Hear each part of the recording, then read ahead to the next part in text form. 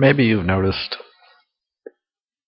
people talking about an imperfect world, a world with lots of problems and tragedies and things that shouldn't be how they are, people that shouldn't be how they are, including oneself. One might say, I am imperfect. I shouldn't be how I am. I have a tragic past. I'm a victim of my past, and my world is imperfect. It's full of problems. I have a lot of problems. My life is a problem. My life is full of problems. All that kind of stuff. Well, those pronunciations or declarations in language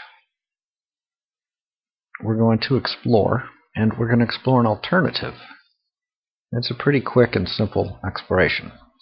The first slide here is the big black circle with all of reality, actual perceptions. Just imagine that within that circle is all of reality and all the actual perception that represents it. It's a symbol or a code representing all of reality, all your actual perceptions, your visual perceptions, your audio perceptions like sound and hearing this, your thoughts and language, whatever, feelings, physical sensations, smells, tastes, anything you can sense, anything you can perceive, all possible experiences, all of reality. So that's what we have right there. Now we're going to add another element, which is the realm or reality of actual language. Now, all language is actual language. In fact, even just the letter J is an actual instance of language. It's an actual letter. So if I put together Jikapakafukati, some sequence of words, Jikapakafukati, maybe in some language, in the past or in the future or in the present world, Jikapakafukati means something. But to the best of my knowledge, I just made up a nonsense sequence of sounds. They're just a bunch of sounds. They're an actual sequence of sounds, and they could be spelled out and written down and repeated in Jakafutakiti or whatever. That would be an actual word, an actual instance of language. It doesn't mean anything yet, but we could make it up. So you can hear the sound. We could, over time, associate Jakafukati with some meaning.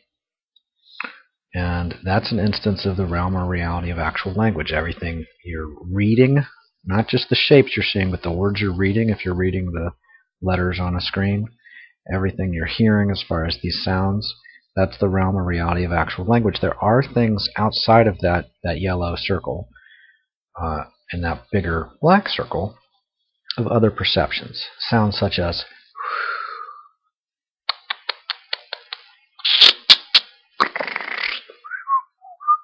those aren't instances of language. Those aren't instances of words, but these were sounds.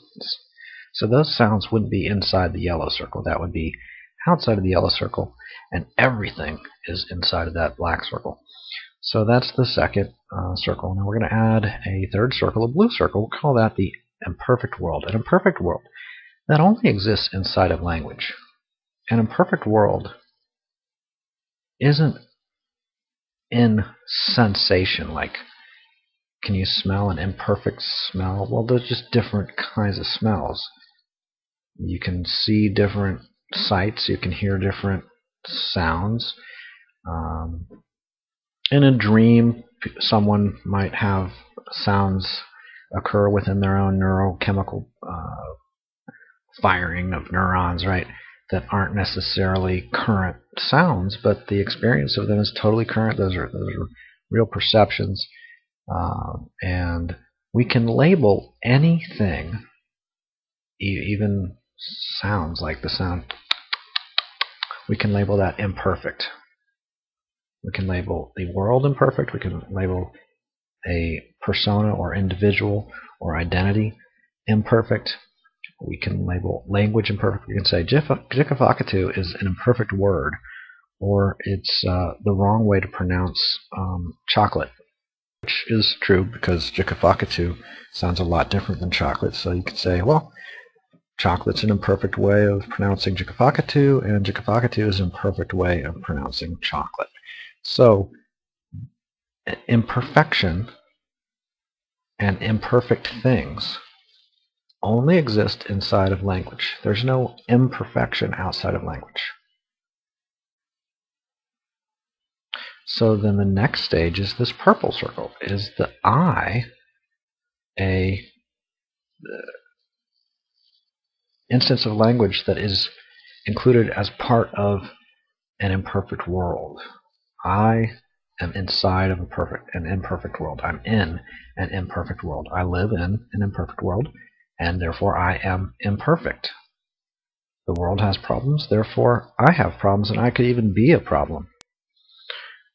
The imperfect world is my problem, right? I have all these problems and tragedies to prevent and to make up for, and guilts and shames and blames and compensations and retributions and revenge and preventions and protections, and just a whole lot of stuff to be involved with, and that's all possible, right? That's all actual language.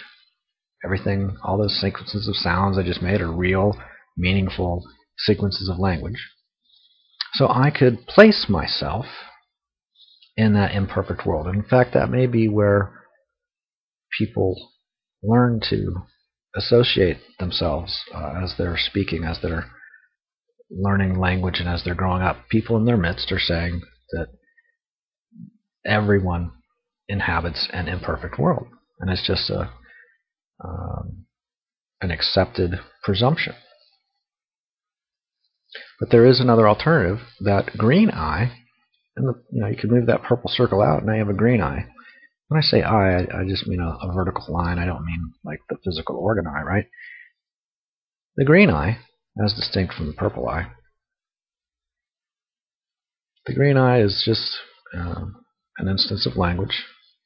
It can observe the imperfect world. It can create the imperfect world. It can put itself back in the imperfect world. It doesn't really change anything fundamental about the eye. The eye can move back out of that imperfect world into just the rest of the world that's neither perfect nor imperfect, or even that's perfect. I can't move.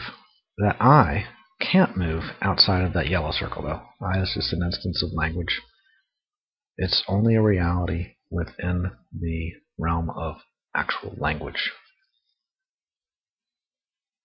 There is a sense of existence and presence that is more fundamental than the word I, or in any other language, whatever word besides in the English language, whatever word would be representative of self or I or author. Atma in Sanskrit is a term referencing self or author.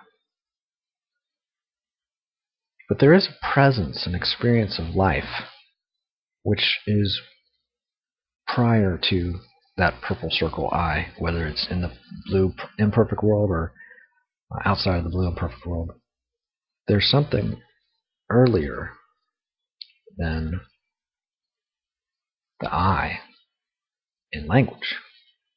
There's that sense of presence, that experience of presence. In fact, everything in that black circle is secondary to a fundamental reality that doesn't even need to be called reality. It's so fundamental, which is the presence of being itself, the presence of self. In some linguistic constructions, this is called the supreme being, the absolute truth, the absolute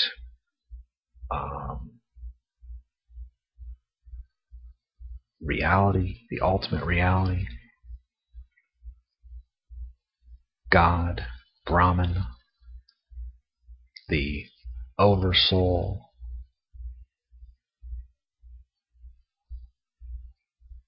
When there are no words, when there's just silence,